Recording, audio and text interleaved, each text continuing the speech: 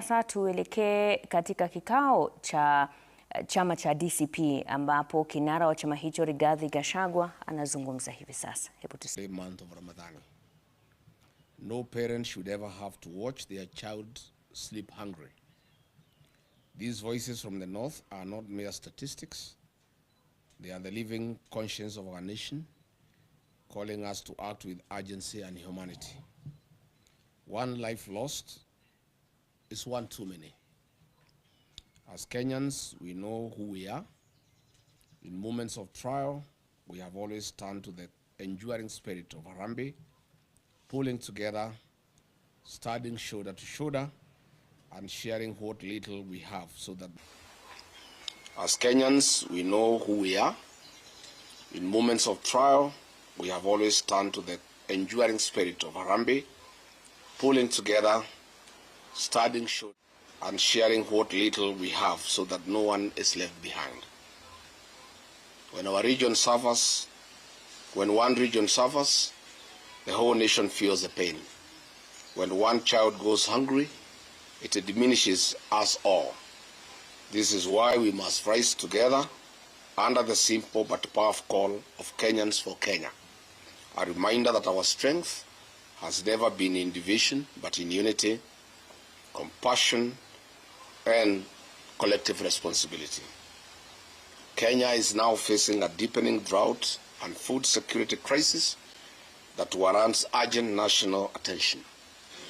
Current assessments indicate that about 3.3 million people are already experiencing high levels of acute food insecurity, a figure projected to rise as below average rains, rising temperatures, and declining harvests continue to strain livelihoods. As of December 2025, the crisis was particularly among the most vulnerable, with more than 741,000 children under the age of 5 years, acutely malnourished, and over 109,000 pregnant and lactating women in need of treatment, underscoring the scale of humanitarian emergency. Further, water stress has emerged as one of the harshest realities. Women and children bear the greatest burden, walking long distances, missing school, and facing increased risks of disease and malnutrition. This suffering is especially painful as it unfolds against the backdrop of Ramadan, when many families already fasting for faith now endure hunger and thirst imposed by circumstances. In light of these realities, William Ruto must declare the drought in northern Kenya a national disaster. Such a declaration will unlock the scale of national and international response required to save lives, protect livelihoods, and restore dignity of the Kenyan people. Before a drought reaches the emergency phase, a responsible leadership does preparedness. With 3 failed rain seasons, what was expected? Building of water ponds, dams, and allocation of emergency funds in time to those in need. In a meeting yesterday, the government, in a typical knee-jerk reaction, allocated 4 billion Kenya shillings to approximately 173 million per county, allocated to 3.3 million Kenyans who are affected. This translates to 1,200 Kenya shillings per person. These funds are way below the minimum food basket recommended by the United Nations to approximately Kenya shillings 2,700 per person in the rural areas. In an expose recently, the Office of the Deputy President spent 338 million on private jets, chartered airplanes, and choppers. Aden Duale's sharp business lost 11 billion Kenya shillings. This government does not take human life seriously. For a young man in Kenya, if they are not killing you in the streets, they are tear gassing you in church or killing you with thirst and hunger in the north. At the same time, the leaders of northern Kenya, who cannot account for Kenya shillings 1 trillion since devolution in 2013, are quiet and enjoying luxury in Nairobi, as their people in the north continue to suffer from hunger and anguish. The people of northern Kenya are Kenyans. Their children are Kenyan children. Their hopes, struggles, and aspirations are part of the shared destiny of our nation. Any Kenyan oppressed or neglected today is a warning to us all. And injustice and suffering do not recognize borders or communities.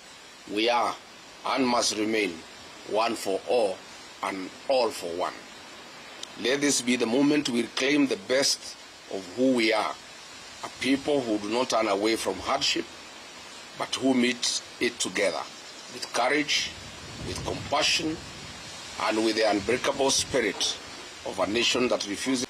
As President William Ruto tours the food insecure and water-stressed north from tomorrow to disperse the Nyota cash in Wajir, Mandera, and Garissa this week, he should know that life is more important and people are at the verge of hunger and death.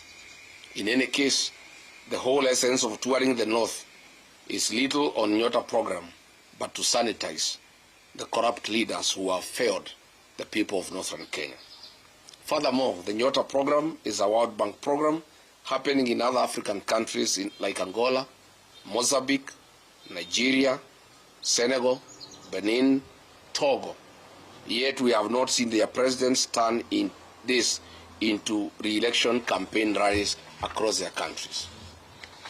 As a DCP party that is built on the philosophy of listening to the people, Kenyans have sent us overwhelming questions and concerns about the North and promises made by one William Ruto.